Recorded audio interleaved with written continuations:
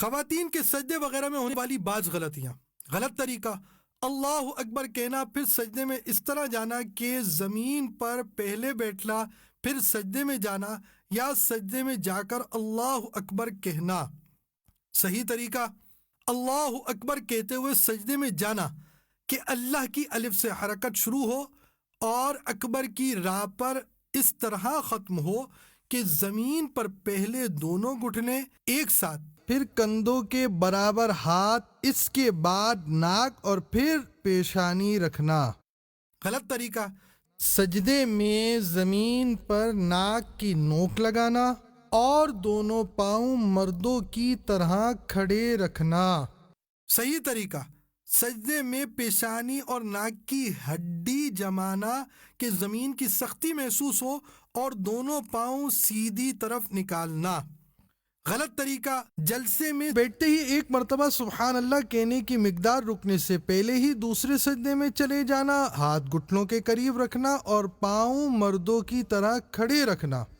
صحیح طریقہ: تکبیر کہتے ہوئے جلسے میں جانا، دونوں پاؤں سیدھی طرف نکالنے کے بعد مکمل بیٹھنا، سیدھا ہاتھ سیدھی ران کے بیچ میں اور الٹا ہاتھ الٹی ران کے بیچ میں رکھ کر اللہم اغفر لی کہنا، پھر دوسرے سجدے میں جانا۔ غلط طریقہ: اتحیات میں ہاتھ سیدھے رکھ کر انگلی اٹھا دینا۔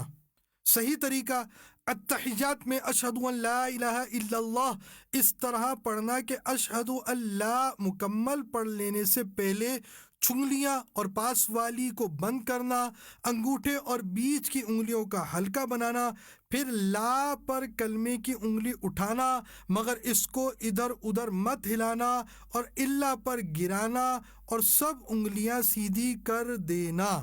غلط طریقہ: دونوں کندھوں کی طرف سرسری سا منہ پھیر کر سلام کرنا۔ صحیح طریقہ: دونوں کندھوں کی طرف سلام پھیرتے وقت اتنا منہ پھیرنا کہ جو پیچھے بیٹھا ہو اسے گال نظر آ جائیں۔ نوٹ: نماز میں ہونے والی جن غلطیوں کا بیان کیا گیا وہ ساری ایسی نہیں کہ ان غلطیوں کے ساتھ نماز ہی نہ ہو یا جان بوجھ کر ایسا کرنے سے نماز دوبارہ پڑھنے کا حکم ہو۔ البتہ ان غلطیوں میں اس قسم کی غلطیاں بھی شامل ہیں۔